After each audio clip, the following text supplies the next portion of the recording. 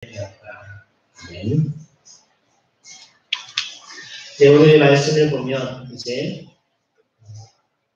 바울과 함께했던 배에 탔던 모든 사람이 276명이 모두 구원을 얻는 사건을 보게 됩니다. 오늘은 우리가 3.1절 기념주일로 예배를 드립니다. 3.1 독립만세운동을 마친 지 102주년이 되는 해입니다. 여러분, 3.1운동은 단지 일제개항에서 독립만세를 부른 민족적 저항의 날만이 아닙니다.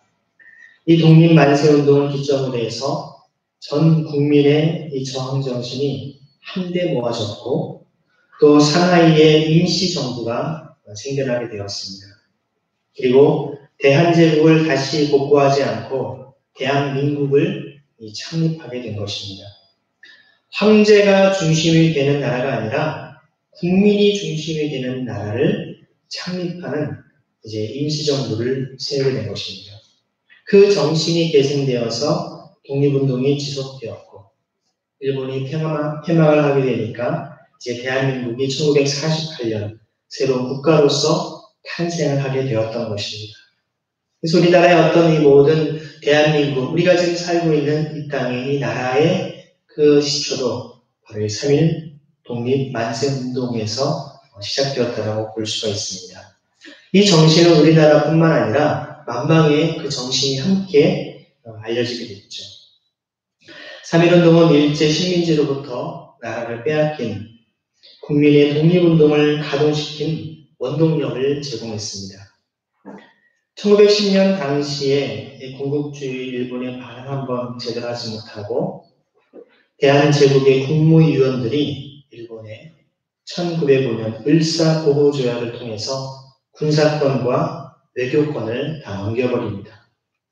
형식적으로 남은 국가의 권력까지도 일본의 문서로 다 넘겨버리죠. 500년 이상을 지속했던 조선이 한일합방에 의해서 국가의 옥세를 넘긴 것입니다. 요즘으로 표현하면 결재권이죠. 모든 결정권을 다 넘겨버린 것입니다. 당시 대한제국은 대원군의 이 세국정책을 통해서 청나라의 국력이 다하고 일본이 괴하로 군사 대국이 된 것도 제대로 파악하지 못했습니다. 19세기 말 서구 열강의 식민 정책에 제대로 대항할 힘도 없었습니다. 이러한 19세기 말의 식민주의 시대에 대한제국의 황제는 아무런 힘도 없었습니다. 관리들은 탕과놀이로 가난한 서민들을 착취했고 민생을 제대로 돌아보지 않았습니다. 군대도 해산되었고 경제력도 엉망이었습니다. 이때 서구에서 들어온 선교사들은 조선의 그 당시에 가난하고 또 억압받는 민초들의 보호자가 되었습니다. 선교사들의 집은 민초들의 도피처가 되었습니다. 심지어 고종 황제도 일제 민비의 어떤 명성황후의 시해 사건 이후에 결국 선교사들의 도움을 받을 수밖에 없었던 상황들을 봅니다. 일본은 1895년 청일전쟁에서 승리를 했습니다. 만주 일대를 손아귀에 넣었죠. 그리고 1905년 러일전쟁에서도 승리를 하면서 조선에 대한 지배권을 양도받았습니다. 1910년 한일합방 이후에 우리 선조들은 일본의 식민지 국민, 이류 국민으로 이제 취급되면서 일제로부터 각종 억압과 천대를 받아야만 했습니다. 조선의 전통을 고수하던 유교의 신앙과 사상은 이런 일본 식민지 정책에 감히 대항할 엄두를 갖지 못했습니다. 그럴 때 우리 기독교 신앙은 모든 인간이 창조주 하나님에 의해서 평등하고 자유롭게 지음받았음을 선포했습니다. 그래서 양반과 노비가 엄연히 구분되고 있었던 이 땅에서 진정한 자유와 평등 사상을 고취시켜 주었습니다. 이 땅의 천한 신분과 가난하게 살아가던 사람들에게 새로운 세상, 새로운 소망이 생기기 시작했던 것입니다. 예전에도 말씀드린 것처럼 우리가 세브란스 병원의 최초의 의사 가운데 한 사람이 바로 박서양이라고 하는 천민 출신이라는 사실을 잘 알 것입니다. 서양 기독교 선교사들은 복음을 들고 와서 민중과 민초들의 위로자가 되었고 그들의 상담자가 되었습니다. 그들의 아픔을 보듬어 안아주는 사람들이 되었습니다. 신문물인 근대 의료, 또 근대 교육을 우리에게 선사해 주었죠. 하나님 앞에 모든 사람이 평등하다라고 하는 사상과 함께 자유와 독립의 사상을 고취시켜 주었습니다. 그것을 다른 곳이 아닌 바로 주님의 몸된 교회를 통해서 선포했고, 교회에서 민족의 새로운 꿈과 소망을 품는 지도자들을 양성하기 시작했던 것입니다. 거리에 가난한 아이들, 고아들, 신분고아를 막론하고 이들을 데려다가 먹을 것을 주고 입을 것을 주면서 그들을 살렸을 뿐만 아니라 그들의 영의 양식으로 하나님의 사람들로, 이 시대를 변화시키는 하나님의 일꾼들로 키웠던 것입니다. 그들에게 하나님 나라의 꿈과 비전을 심어줬던 것이죠. 무엇보다도 일제의 그러한 불의하고 아주 혹독한 이 식민지배에서 벗어나 바로 독립을 되찾아야 한다라고 하는 독립 정신을 고무시켜 주었습니다. 그래서 1919년 3월 1일 바로 전 세계 만방에 이 한국이 깨어있는 민족임을 입증해 주었던 것입니다. 양반과 천민, 남자와 여자, 노인과 아이, 천대받는 기생이나 백정까지 모두가 다 하나 되어서 대한독립 만세를 외쳤던 것입니다. 그냥 편안할 때 외쳤던 외침이 아닙니다. 그들이 정말 기진맥진 다 죽을 수밖에 없는 고통의 상황 속에서 또 민족의 자존심을 다시금 외치면서 우리 누구의 지배에도 있을 수 있는 민족이 아님을 만방에 공부했던 것이죠. 또한 이런 망국이 다 나의 책임이라고 고백한 민족적인 회개의 자리이기도 했습니다. 이 3.1운동은 한국이라고 하는 나라와 국민이 다 무너지고 사라진 데에서 다시 살아나는 불씨와 같은 사건이었습니다. 국가의 주권이 황제나 왕으로부터 나오는 것이 아니라 국민으로부터 나온다라고 하는 것을 선언한 것입니다. 이러한 3.1운동 정신은 임시정부 수립으로 이어졌고 새로운 나라는 더 이상 황제의 나라가 아닌 국민의 나라가 되어야 한다고 주장하면서 대한민국이 탄생한 것입니다. 기독교 지도자들은 구약성경에 나오는 모세, 다니엘, 느헤미야, 에스더 이런 이들의 신앙 이야기를 들으면서 기독교 신앙이 애국 사상과 연결된다는 것을 알고 사실 정교 분리를 내세운 선교사들을 모르게 독립운동을 모의했던 것입니다. 사실 한일합방 이후에 기독교 선교사들 많은 분들은 오히려 일제의 눈치를 볼 수밖에 없었던 상황이었지만 그들로부터 하나님을 향한 온전한 예언자적 신앙을 품었던 많은 지도자들은 독립의 이 열망을 품고 전국적인 조직을 갖춘 교회를 통해 이 독립운동을 시도했던 것입니다. 이 교회의 전국적 조직은 당시에 집회, 결사의 자유가 금지되었던 시대에 유일한 전국적 연락망이 되었던 것입니다. 여러분, 교회가 바로 이 3.1운동의 결정적 통로 역할을 했다는 것입니다. 이것은 자타가 공인하는 사실이죠. 3.1운동에 참가한 기독교인은 그 당시에 20만 명 정도에 불과했습니다. 전 국민의 약 1.5%에 불과했지만 2천만 명의 마음을 움직이는 바로 독립운동을 가능케 했던 것입니다. 그리고 교회가 가장 큰 박해와 피해를 입었습니다. 참여 인구는 1.5%도 안 되는데 피해는 절반 이상을 다 교회가 피해를 입었다는 것이며 누가 주도했는지를 보여주는 것이죠. 그 희생과 그 헌신의 대가로 오늘 우리는 자유민주주의, 이 대한민국 국가에 살아가고 있습니다. 하지만 오늘날 우리가 코로나19로 인해서 우리 교회는 어떠한 모습입니까? 많은 지탄과 비난의 대상이 되어버렸습니다. 물론 교회뿐만 아니라 한국 사회 전반, 지구촌 전체가 어려움을 겪고 있는 것이 사실입니다. 이제 한국 교회가 3.1운동 100주년을 맞이해서 다시 이제 어디로 가야 할지 눈을 뜨고 우리가 하늘을 바라보며 가야 될 것입니다. 하늘의 음성을 들어야 합니다. 주님의 마음을 품어야 합니다. 최근에 여러분이 뉴스를 통해 들으셨겠지만 미얀마에서 군부 쿠데타가 일어나고 있습니다. 이것 이후에 사람들이 민주화를 요구하는 시민들의 평화 시위가 이어지고 있습니다. 시민들의 시민 불복종 운동에 자영업자, 회사원, 주부, 학생, 다양한 모든 사람들이 자발적으로 이 시민 불복종 운동에 참여하고 있습니다. 이들은 폭력을 지향하고 평화적으로 민주화 열망을 분출하고 있습니다. 우리가 100여 년 전에 경험했던 3.1운동, 80년대 민주화 항쟁을 우리는 기억하면서 그 맥을 같이 해야 할 것입니다. 이 군부가 미얀마 국민의 민주화 운동을 총칼로 짓밟을 수 없도록 한국교회가 그들과 마음을 같이 하고 그들을 위해 기도해야 됩니다. 그리고 그들을 위해 구원하고 힘을 실어줘야 됩니다. 그래서 저 여러분이 이 사순절 기간에 우리 기도의 지경이 넓어지기를 축원하고 축복합니다.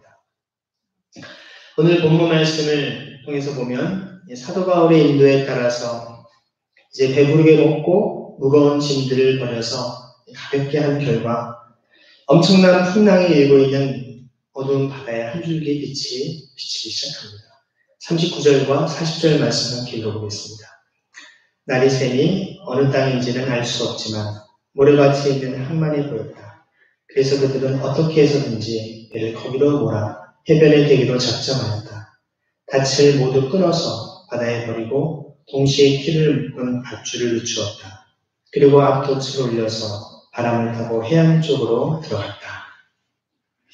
날이 새면서 이제 경사진 해안에 배가 가까이 밀려왔습니다. 이렇게 보니까 어딘지는 몰라도 땅이 있는 게 보이죠. 망망대해에서 정말 폭풍에 휩쓸려 다니다가 이렇게 육지를 발견하는 것은 정말 그들에게는 정말 생수와 같은 정말 이제는 살았구나 하고는 큰 소망이 되지 않겠습니까? 사실 대륙이 아니라 이것은 섬이었습니다. 오늘날 몰타 섬이라고 불리는 곳이죠. 예전 성경에는 멜리데라고 하는 이름으로 멜리데 섬이라고 써 있었습니다. 그들은 이제 배를 7가지 들여서 정박을 할 수 있는가를 의논합니다. 그리고 이제 두 번째 모험을 강행하기로 하죠. 40절의 의미를 보면 닻을 모두 끊었다라고 하는 것은 무엇을 말하냐면 배 뒤쪽에 닻을 내렸었는데 바람이 막 불어서 배가 너무 빨리 밀려서 부딪힐까봐 깨질 수 있었으니까 닻을 조금 내려서 천천히 가려고 했던 것입니다. 그런데 내린 줄이 팽팽하게 되면 그것을 끊고 또 다른 돛을 내려서 이제 땅을 향해 조금씩 나아갔다는 것입니다. 그런데 사도 바울이 있는 배가 땅으로 가는데 정박을 하지 못하고 다음 순간 배가 부서지고 맙니다. 41절 읽겠습니다. 그런데 두 물살이 합치는 곳에 끼어들어서 배가 모래톱에 걸렸다. 이 물은 박혀서 움직이지 않고 고물은 심한 물결에 깨졌다. 여러분, 이 배가 지금 그냥 몇 명이 타는 조그만 그냥 보트가 아닙니다. 지금 276명이라고 하는 오늘날도 아닌 그 당시에 200여 명이 한 300명 가까이 되는 인원이 탄 배이기 때문에 굉장히 큰 배죠. 큰 배다 보니까 사실 점점 루트로 가까울수록 제대로 항구가 있지 않으면 잘못하면 딱 걸려버리면 꼼짝달싹 못할 수밖에 없는 상황이 되는 것이죠.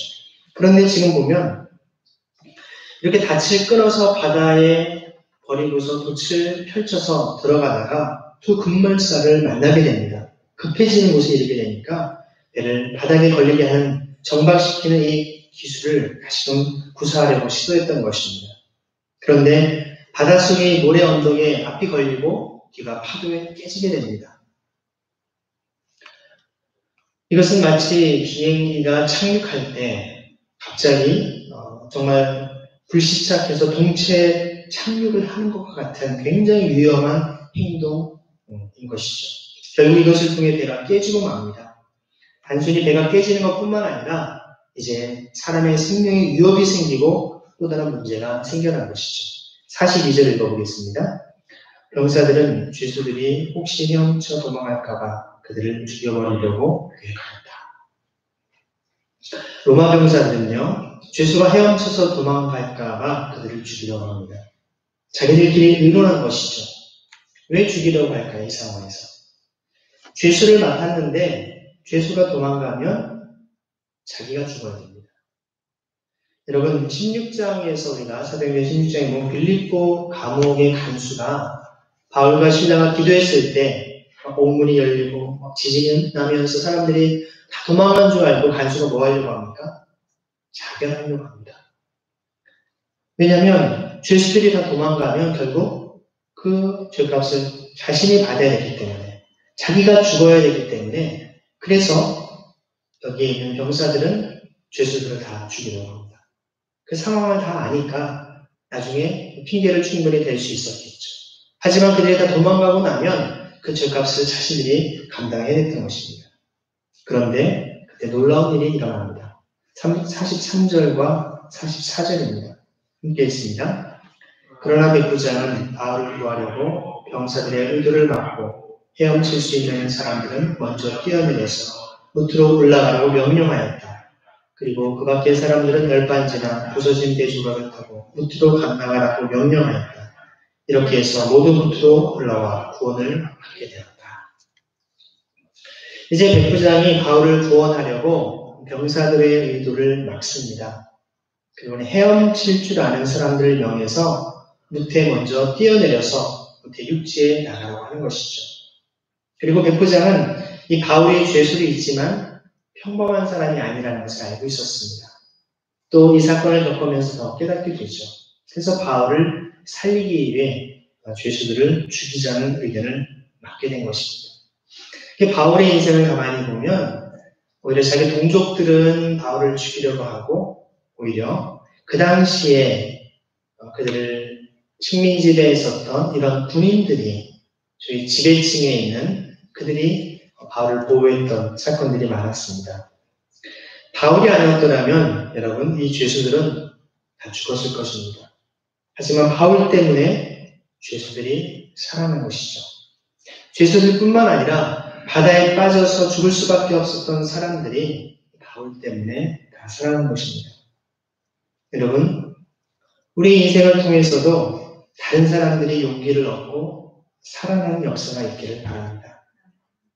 여러분의 작은 정성, 또 격려의 말 한마디가 지쳐있고 우울감에 빠져있고 삶의 의욕을 잃고 정말 자포자기에 있는 이들에게 위로와 소망이 되기 때문에 그렇습니다. 오늘 본문에서도 이것은 하나님의 놀라운 역사입니다. 단순히 기적이 일어났다는 차원이 아니라 한 사람의 신실한 제자를 통해서 수많은 사람들이 살아나는 역사를 보게 되는 것이죠. 한 사람의 신실한 그리스도인들을 통해서 주변에 많은 사람들이 살아나는 이 사건이야말로 진정한 축복이 아니겠습니까? 우리 그리스도인들은 이를 위해 이 땅에 존재하는 사람들입니다.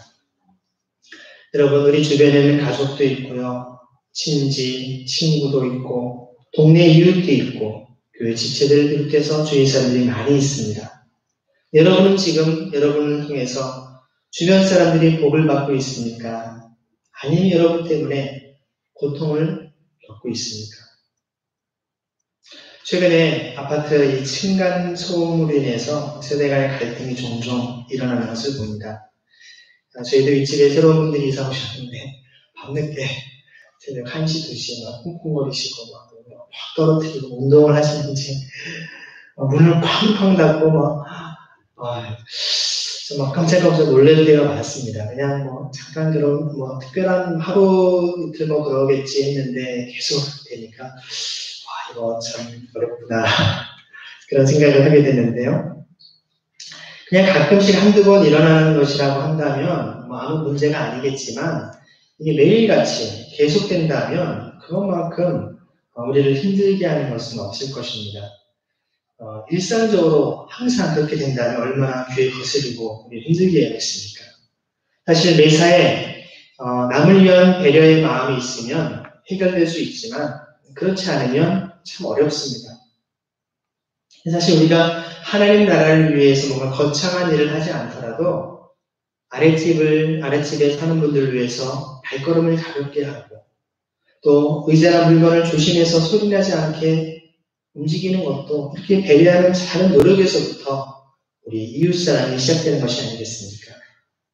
뭔가 큰 일을 하지 않더라도 함께 살아가는 사람들을 위한 작은 친절함과 격려의 말 한마디, 그것이 우리에게 서로를 살맛나게 하는 세상으로 만들어주는 것입니다.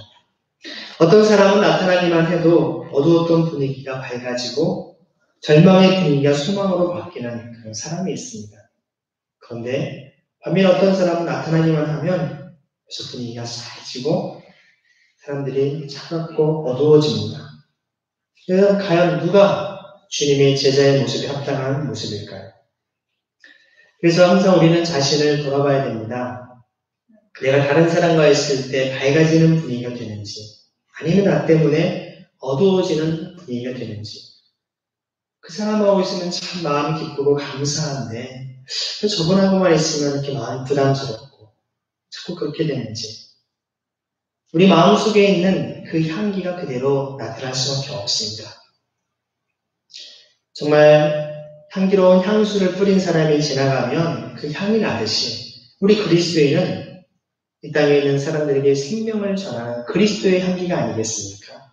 여러분들이 가는 곳마다 생명의 향기, 죽음을 생명으로 일으키는 바로 그리스도의 향기를 드러내시기를 소망합니다. 옆에 분에게 당신은 그리스도의 향기입니다. 인사하시겠습니다. 백부장은 헤엄칠 줄 모르는 사람들은 헤엄쳐서 육지로 나가고 나머지 사람들은 널빤지나 배에 있던 물건들을 붙잡고 나가기 위해서 결국 배에 타고 있었던 모든 사람, 즉 276명이 모두 다 구조되었습니다.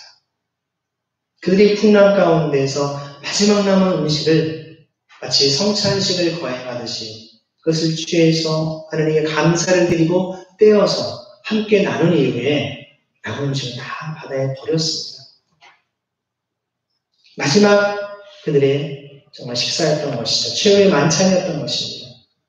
그리고서는 그들이 이제 마지막 이러한 죽음의 위협들을 넘기고 모두가 다 한 사람도 빠짐없이 다 살아남게 된 것이죠. 여러분 앞에 27장 그 22절에 보면 뭐라고 얘기합니까? 바로 얘기합니다. 이 배만 잃을 뿐 여러분 가운데 한 사람도 목숨을 잃지는 않을 것입니다. 바울이 예언을 했습니다. 또 34절에 뭐라고 했습니까? 나는 여러분들에게 음식을 먹으라고 권유합니다. 그래 여러분은 목숨을 유지할 힘을 얻을 것입니다. 여러분 가운데서 아무도 머리카락 하나라도 잃지 않을 것입니다. 머리카락 하나도 잃지 않는다라고 하는 바로 이 두 표현에 나오면서 바울은 이미 한 사람도 죽지 않고 다 구원을 받는다라고 이미 선포했습니다. 너무나 놀라운 일이 아닙니까? 바울을 통해서 유라굴라 폭풍 속에서도 배에 탄 모든 사람들이 살게 되었듯 우리의 존재로 인해 주변에 있는 많은 사람들이 구원을 받는 일이 일어나고 또 세상에 축복이 되는 존재가 되어야 합니다. 얼핏 생각하면 여러분 바울은 죄가 없는데 그가 옥살이 시키고 또 로마 공장까지 호송해가는 로마 군인들은 이 폭풍과 풍랑 속에서 다 죽고 죄수들도 다 죽고 선량한 시민들과 바울 같은 사람만 살아났다면 더 멋진 스토리가 되지 않겠습니까? 여러분 권성징악을 주제로 하는 영화나 드라마는 대부분 주인공이 착하고 어려움을 겪다가 마지막에 이런 악한 자들을 다 무너뜨리고 주인공이 이제 다시금 성공하게 된다라고 하는 그런 결론 아니겠습니까? 나쁜 자들은 징벌을 받아야 속이 시원한 게 아닐까요? 그런 식으로 전개되어야지 영화나 드라마도 성공한다고 합니다. 실제로 영화 평론가들, 또 전문가들이 얘기를 듣다 보면 특히 우리나라에서 이런 권성징악으로 끝나지 않으면 이 시청자들의 항의가 빗발치듯 나온다라고. 특별히 드라마가 인기가 있어서 시청률이 막 높을 때 막 못되게 하는 사람이 막 잘못되고 정말 어려움을 겪는 사람이 성공해야지 그냥 이것이 비극으로 끝나면 너무나 많은 사람이 스트레스를 받고 막 방송사에 전화하고 항의하고 이래가지고 그렇게 비극으로 끝낼 수가 없답니다. 여러분 영화의 드라마 같은 경우 보면 계속 시민들의 반응을 보면서 결론을 지어가는 것을 보지 않습니까? 작가가 드라마를 원본을 써놨어도 이 시청자들의 반응에 따라 결론이 바뀝니다. 그건 무엇을 말할까요? 사람은 대부분 그럼 뭔가 나쁜 짓을 한 사람이 처벌을 당하고 선을 행한 사람들이 뭔가 상을 받는 거기에서 카타르시스를 느끼고 뭔가 그렇지 새로운 소망을 얻게 되는데 이것이 바뀌면 그렇지 못하다는 것입니다. 그래서 여러분 영화의 결론이 반대가 되면 그 영화는 흥행하지 못한답니다. 어쩔 수밖에 없죠. 하지만 여러분 그것은 드라마나 영화일 뿐입니다. 우리 현실은 그렇게만 가지 않죠. 정말 착하고 아름다운 삶을 산 사람들이 너무나도 안타깝고 때로는 억울하고 절망적인 상황으로 모든 것이 그냥 끝나버리는 경우가 얼마나 많이 있습니까? 심지어 그것이 다 그 진실이 드러나지도 않고 그냥 묻혀버린 채, 왜곡된 채 끝나는 경우도 많다는 것입니다.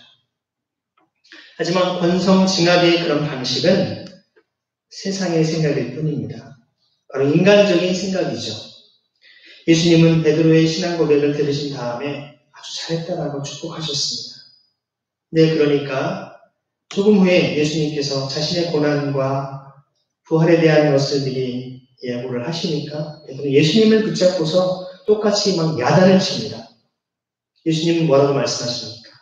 마태복음 16장 23, 24절 이렇게 말씀하시죠. 사탄아 내들어 물러가라. 너는 나에게 걸림돌이다. 너는 하나님의 일을 생각하지 않고 사람의 일만 생각하는구나. 누구든지 나를 따라오려거든 자기를 부인하고 제 십자가를 지고 나를 따라오너라. 베드로는 자기 생각대로 주님을, 자기 뜻대로 주님을 좌지우지하려고 했습니다. 그런데 그것이 바로 하나님의 일이 아니라 사람의 일이라고 주님 말씀하셨습니다. 그래서 바로 사탄이 원하는 것이라는 것이죠. 그리스도인은 상황이 어떻게 돌아가든지 올바른 원칙을 지키는 사람이어야 합니다. 우리의 원칙은 하나님의 말씀인 성경이 되어야 되는 것이죠. 이 성경 말씀을 붙잡고 나가야 합니다. 여러분이 아시는 것처럼 저희 교회에 책이 많습니다. 지금 한 3만 권 정도의 책들이 곳곳에 있는데요. 이 수많은 책들이 있지만 그 중에 유일한 책 한 권을 택한다면 당연히 하나님의 말씀이 성경 외에 다른 것을 선택할 책이 없습니다. 아니 우리 교회에 있는 수만 권의 책이 아니라 지금까지 인류 역사에서 얼마나 수많은 책들이 쓰여지고 왔다가 사라지고 있으면 없겠습니까? 하지만 우리 인생에 마치 매뉴얼과 같은 우리 인생의 목적과 우리의 이유와 존재 이유를 알게 하는 참된 책이고 우리의 인생의 진리이신 하나님의 말씀 이것이 우리의 삶의 기준이 되어야 된다는 것입니다. 그래서 사순절 기간에 여러분이 다른 어떤 것보다도 더 말씀 앞에 가까이 나가시기 바랍니다. 다 아는 말씀, 다 알지 아닙니다. 여러분은 그때그때 하나님께서 여러분에게 이 말씀을 새롭게 깨닫게 하시고 예전에 전혀 깨닫지 못했던 새로운 은혜의 말씀을 여러분 마음을 감동시키면서 여러분에게 말씀하십니다. 여러분 안에 거하시는 성령 하나님께서 예전에 깨닫지 못했던 것을 깨닫게 하시면서 은혜를 주십니다. 그 주님을 여러분 만나야 되지 않겠습니까? 사실 바울이 여러 가지 고난을 겪으면서 여기까지 왔습니다. 만약 바울이 자기만 살기를 원했다면 하나님의 도우심으로 혼자 분명히 살았을 것입니다. 왜냐하면 그는 이미 살아난다는 약속을 받았기 때문입니다. 하지만 그는 자기만을 위해서 살아가지 않았고 모든 사람을 살리기 위해 끝까지 함께 했습니다. 그래서 그 바울 때문에 그들이 다 살아났던 것이죠. 우리는 주님을 믿으니까 주님이 지켜주셔서 살아나고 세상에서 잘 되고 또 성공할 수 있을 것입니다. 주변 사람들은 하나님을 모르니까 벌을 받아 마땅하고 그래서 망하고 죽어야 된다라고 우리가 이렇게 쉽게 생각할 수 있겠지만 어찌 보면 우리 스토리는 그렇게 되어서는 안 될 것입니다. 우리 주변에 있는 모든 사람들이 여러분의 존재함을 통하여서 그들이 구원을 받고 그들이 복을 얻어야 되지 않겠습니까? 다 같이 살아나는 삶이 되어야 합니다. 일제시대 때 이완용을 비롯한 이러한 소위 그 당시의 권력과 세상의 명예와 부귀에 왔다 갔다 하는 사람들은 다른 민족들이 죽든 말든 고통을 당하든 말든 내 이것만, 이속만 챙기면 된다는 그런 사람들이었습니다. 하지만 진정한 그리스도인들은 마지막까지 이 고통과 아픔 속에서 이 민족의 해방의 그날까지 진정한 독립과 자유를 얻을 그때까지 목숨을 다해 투쟁하고 항쟁하고 싸웠던 것입니다. 그리스도인들도 폭력의 방식이 아니더라도 끝까지 하나님의 나라가 이 땅에 통치하시기를 주님의 공평과 정의와 사랑이 실현되기를 갈망하며 기도하며 눈물로 주 앞에 나아갔던 것입니다. 그들도 놀라운 항일 투쟁의 선봉장 역할을 했던 분인 것입니다. 사실 우리가 정말 다 같이 살아나기 위해서는 누군가가 희생해야 한다면 내 자신이 희생을 하는 삶을 살아야 할 것입니다. 다른 사람들을 살리고 내가 희생하는 삶, 그것이 진정한 그리스도입니다. 주님이 그러하셨기 때문에 그래서 주님의 길을 따라가는 삶이죠. 나는 손해 안 보고 다른 사람들은 짓밟고 내 성공을 위해서 막 나아가는 삶, 그 사람은 그리스도인이라고 할 수 없을 것입니다. 때로는 손해가 뻔해도 그 길을 가는 것입니다. 다른 이들을 살리는 일이기 때문에. 여러분은 여러분 자신의 가족, 친척, 이웃, 여러분 직장 동료, 또 여러분들이 사업하는 사업체 손님들에게, 같이 일하는 사람들에게, 주변 사람들에게 진정한 축복의 통로가 되고 있습니까? 아니면 부담스럽고 별로 보고 싶지 않은 사람으로 여겨지고 있습니까? 여러분의 인생이 그들에게 구원의 통로가 되는가? 아니면 하나님을 가로막고 있는 막힘이 되고 있는가? 걸림돌이 되고 있는가? 내 자신을 돌아봐야 됩니다. 은진교회도 이 지역사회에서 이 나라 민족을 위한 축복의 통로가 되고 있는지, 아니면 노회나 총회나 지역사회 교회에서 은진교회 뭔가 불편과 원망과 조롱이 되고 있습니까? 교회에 대해서 그 교회 누구나 가고 싶고 같이 그 교회 성도들을 만나고 싶고 같이 이야기하고 싶은 그런 공동체로 우리가 세워야 되지 않겠습니까? 이런 것을 깊이 생각하면서 우리 각자와 우리 교회가 우리 주변에 예수 그리스도의 구원의 소망과 하늘의 복을 전해주기 원합니다. 나눠주는 도구로 쓰임받기를 원합니다. 그래서 여러분을 통하여서 우리 주의 이웃들이 주님을 만나는 구원의 역사가, 모든 사람들이 구원을 얻는 역사가 일어나기를 간절히 소망합니다. 같이 기도하겠습니다. 기도하실 때 주님, 오늘 이 말씀처럼 우리 가운데 우리의 삶을 통해 하나님의 구원의 역사가 일어나게 하여 주옵소서. 특별히 3.1 독립운동처럼 정말 억압과 고통 속에서 하나님의 진정한 평등과 자유의 세상을 외쳤던 우리 성도들의 외침처럼 이 시대에도 불의와 억압이 가득한 곳에 하나님의 공의로 하나님의 평등과 자유를 외칠 수 있는 우리 신앙인의 삶이 되게 해 주옵소서. 같이 합심해서 기도하시겠습니다.